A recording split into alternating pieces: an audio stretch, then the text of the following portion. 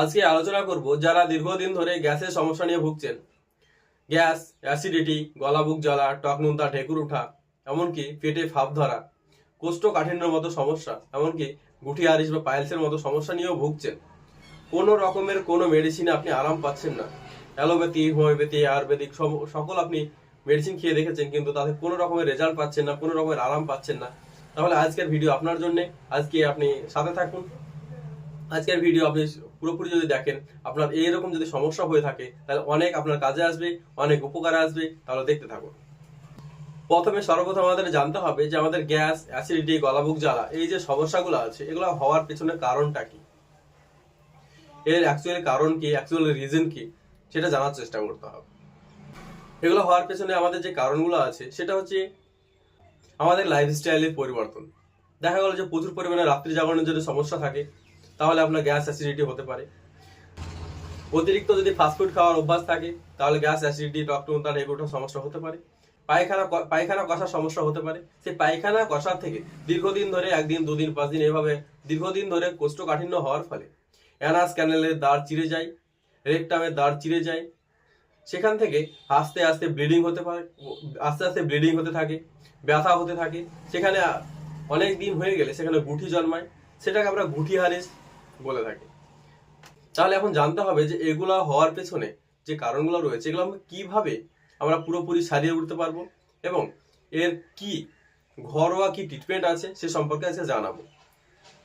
ঘরোয়া যে ট্রিটমেন্টগুলো আছে, প্রথমে আপনাকে জানতে হবে যে গ্যাসের যে সমস্যা আছে সেটা কিভাবে আমি সারাবো। গ্যাসের সমস্যা সারানোর জন্য, গলাবুক জ্বালা, টক নোনতা, ঢেকুর ওঠার সমস্যা সারানোর জন্য আপনাকে অর্জুন গাছের ছাল, অর্জুন গাছ আপনারা সবাই চেনেন। ডান দিকে আপনি ছবি দেখতে পাচ্ছেন, আপনি ছবিতে দেখতে পাচ্ছেন অর্জুন গাছের ছাল ছেলে নিয়ে আসবেন এবং সেটাকে কেটে ভালো করে শুকিয়ে বাড়িতে রেখে দেবেন। সেটা প্রতিদিন রাত্রেবেলাতে 10 গ্রাম পরিমাণ একটা গ্লাসে ভিজিয়ে রাখবেন এবং সকালবেলাতে সে ভেজানো জলটা খেয়ে নেবেন। এইভাবে করতে থাকলে দেখবেন 2 থেকে 5 দিনের মধ্যেই আপনার যে এই গলাবুক জ্বালার যে সমস্যা আছে সেটা আস্তে আস্তে আস্তে আস্তে কমতে শুরু করেছে। যাদের দীর্ঘদিন ধরে পায়খানার সমস্যা নিয়ে ভুগছেন, তার সঙ্গে গলাবুক জ্বালার সমস্যা আছে, তাহলে কচি বেল আপনারা সবাই চেনেন। সে কচি বেল নিয়ে সে কেটে ছোট ছোট করে রেখে দেবেন। প্রতিদিন রাত্রেবেলায় ভিজিয়ে রাখবেন গ্লাসের জলে। সেই জলটা প্রতিদিন সকালবেলায় খেয়ে নেবেন। 3 নম্বর যে বিষয়টা আমি বলবো সেটা হচ্ছে আদা। প্রতিদিন 1 কোয়া করে আপনি আদা খেতে পারবেন।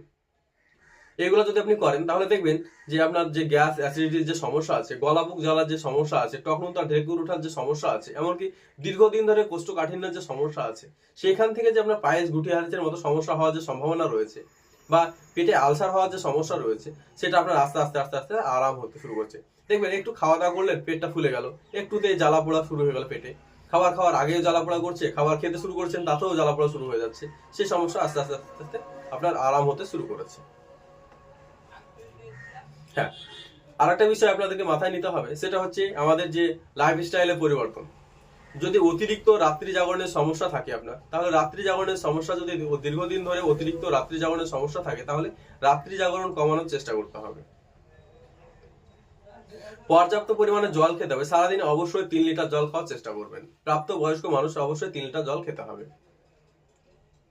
অতিরিক্ত যদি ফাস্টফুড খাওয়ার অভ্যাস থাকে, সেই ফাস্টফুড খাওয়ার অভ্যাসটা আপনাকে ছাড়তে হবে।